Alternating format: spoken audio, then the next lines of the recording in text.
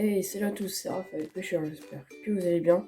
Aujourd'hui, on se retrouve pour une nouvelle vidéo où on va préparer des lignes à carpe pour cet été, pour une pêche à venir. Donc j'utilise des flotteurs de chez Garbolino. Donc j'ai les 0,5, des 0,8 et voilà. Donc du coup, là j'avais préparé une petite ligne juste avant. Il me reste plus qu'à faire le nœud. Donc on va faire le nœud tout de suite. Hop, voilà.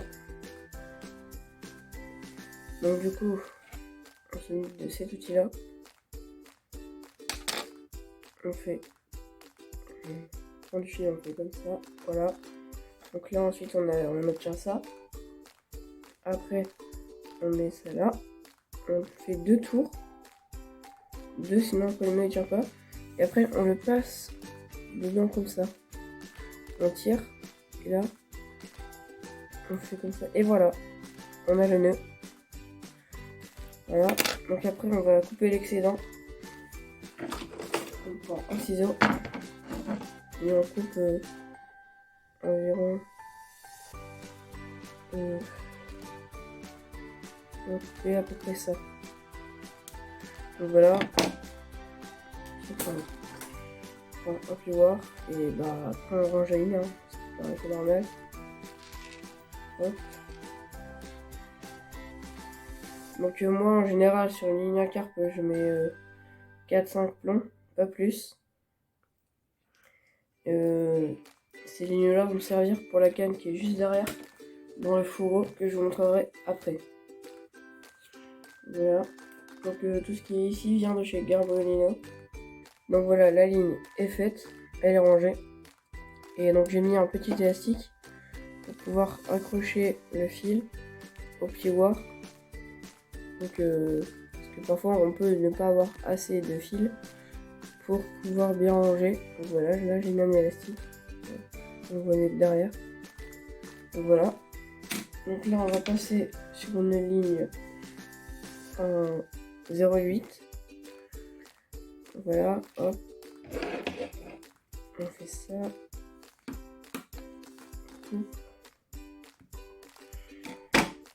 Voilà, donc là on a le flotteur et ça, voilà, comme ça. Donc du coup là j'utilise du 20 centièmes. Du 20 centièmes pour la carpe, c'est suffisant. Après, ça dépend des saisons. En hiver, on peut passer en 16 centièmes. Parce que en hiver, les carpes elles sont un peu plus prudentes. Et elles mordent un peu moins. Donc voilà quoi. Donc ça va servir à ça. Donc du coup, voilà, je passe dans l'anneau. Donc là, je prends ça. Voilà. Donc j'en ai coupé 2 au préalable. Voilà. On les passe dans le fil. Et ensuite, sur... Voilà, comme ça, voilà. Et on tire. Mais on va pas trop remonter. Parce qu'en fait, voilà, comme ça. En fait, sinon après, ça va rayer le flotteur et il va casser. Donc au moins là, comme ça, il va pas casser. Et après, il y a une technique. En fait, on coupe environ 2-3 cm avec ça. Et on en fait dépasser une petite partie. Pour ne pas mêler quand on a l'impression qu'on fait un bal. Voilà. Donc en fait, ça on fait vraiment bien dépasser. Mais là je ne peux pas le faire. Je vais faire un peu. Voilà. Là comme ça, voilà. On fait ça. Et du coup après la plombelle ne peut pas remonter au-dessus du flotteur. Donc voilà. Donc là on va prendre un peu de fil. Comme ça. Donc là j'ai un 0,8. Donc on va prendre 4-5 plombs sur la ligne maximum. Donc là on va prendre des plombs de 2. Des plombs de 2 comme ça. Et ensuite on va prendre la pince, ça va être pince à plomb. Chez Garbolino pareil. Donc du coup après on prend le plomb. On le met de cette manière si vous êtes gaucher. Et on passe le fil dedans. Comme ça. Là le fil il est passé dedans là. Et après, on prend la pince à plomb. Donc, du coup, après, on va pincer le plomb. Voilà. On va serrer un peu plus fort. Comme ça, voilà. Donc là, voilà. J'ai mis les 2 plombs de 2. Et là, je vais mettre un plomb de 3 sur le flotteur. Donc du coup, bah, comme j'ai dit tout à l'heure, et on serre. En l'occurrence, j'ai mal serré. On serre bien, voilà. Et après, on n'hésite pas à faire rouler le plomb pour voir si c'est bien serré ou mal serré. En l'occurrence, là, il est bien serré. Voilà, après, on le met dans l'eau. On le met dans l'eau, comme tout à l'heure. Et là, il est toujours hors de l'eau. Donc du coup, il sort un peu. Donc du coup, on va rajouter les plombs. Voilà, le plomb. Ensuite, il faut l'enlever. Parce que je crois que j'ai manqué un autre plomb de 2. Donc du coup, on va essayer avec 3 plombs de 2. Voilà. Non, je l'ai pris trop dans ma main. Donc on va en prendre qu'un seul. Et on va le positionner sur lui.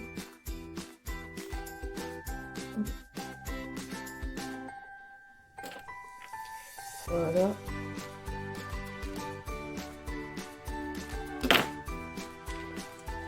Voilà, on range le plomb 2, on prend un plomb de 3.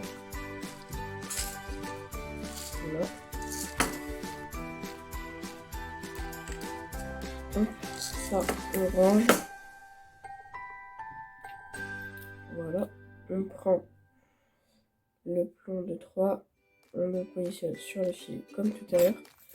Comme ça, de cette manière. Je répète, c'est seulement si vous êtes gaucher. Vous serrez. Et là, on va regarder dans l'eau comment il est. Et là, le flotteur est trop lourd. Donc là, il est clairement entièrement sous l'eau. Donc on va enlever le pontoir. Du coup, on va desserrer le pontoir.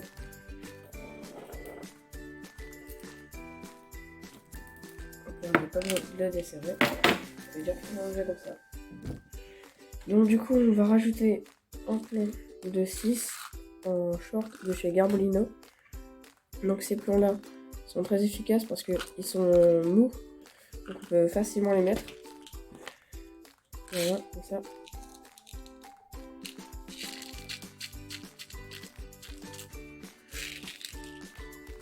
Voilà, ils sont comme ça les plombs.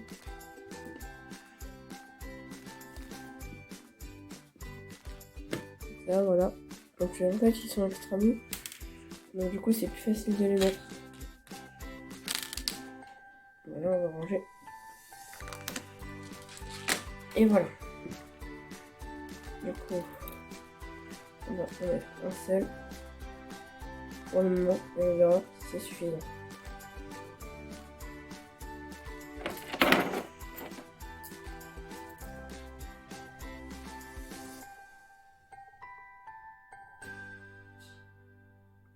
Voilà, en fait, regardez, là, il est tellement mou qu'il est un peu appuyé sur le dessus. On remonte sur le fil. On regarde. Et là, c'est parfait. Je crois que je l'ai mal serré celui-là. Oui, je suis pas assez serré. Donc du coup, on va reprendre un bout.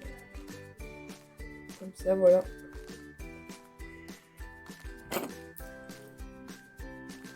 Voilà.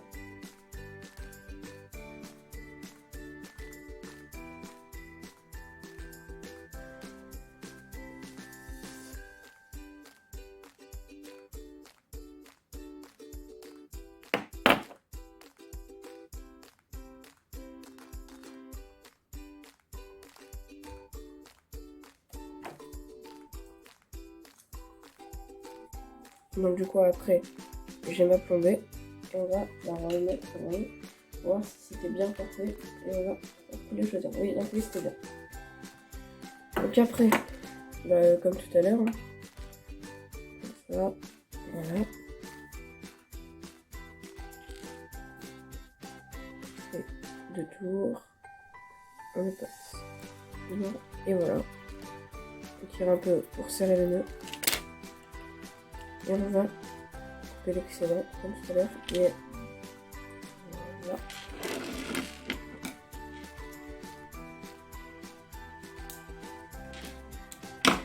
Donc là en fait par ici on va attacher le bas de ligne. Comme ça voilà par ici on va faire boucle dans boucle. Donc on va reprendre un plioir. On va le mettre. Voilà.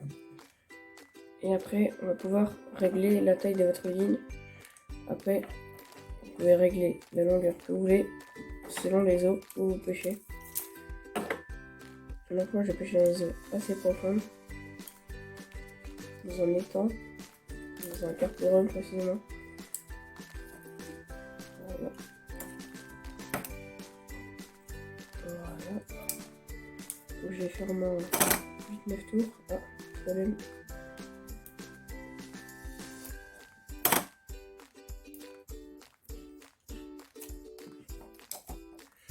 Et voilà, du coup on se retrouve avec ça. Donc là du coup on va couper au bout. Et après on le fait comme tout à l'heure. Voilà. Un peu faire remonter le nœud.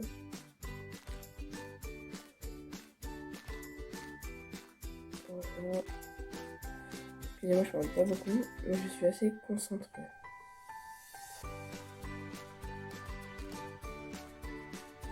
On la boucle.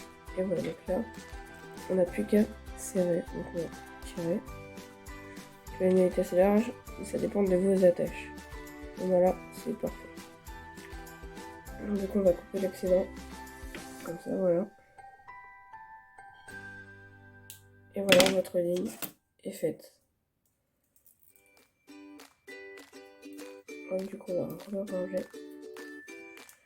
Et je vous reprends après. Et voilà, la ligne est rangée avec l'élastique et totalement sur le plioir. Donc là, je reviens, je chercher la canne qui est juste derrière. Et je vous reprends juste après, une fois que j'ai déballé la canne. Et voilà la canne. Alors c'est un 11,50 m de chez Garbolino. Une très bonne canne à carpe, très rigide. Donc elle est bien, elle est pas, c'est pas comme du chewing-gum. Donc la carpe elle est parfaite. Puis on voit que c'est vraiment de la bonne qualité, elle est légère, douce. Et pour une canne à carpe elle fait 860 grammes. Donc c'est parfait. Et voilà du coup la canne. Et elle est avec un kit. Et vous pouvez mettre les attaches que vous voulez. Et voilà. Donc pour les sticks j'utilise les spécimens zombies. Bon là on voit à l'envers. Voilà, j'utilise les spécimens zombies de chez Garbolino qui sont très efficaces. Donc on va les déballer. Et on va prendre l'élastique. Donc alors c'est un élastique noir. Il est plein. Donc il n'est pas créé à l'intérieur, donc c'est rigide. Il est vraiment bien élastique. Il est en 2,4 mm. Donc du coup il peut passer facilement sur la Aquila. De chez Aquila Marine Carp de chez Garbolino. Il est aussi très efficace. Et voilà, la vidéo touche à sa fin. Alors j'espère qu'elle vous aura plu et que vous saurez monter des lignes à carpe plus facilement et que vous avez fait votre choix sur la canne à carpe.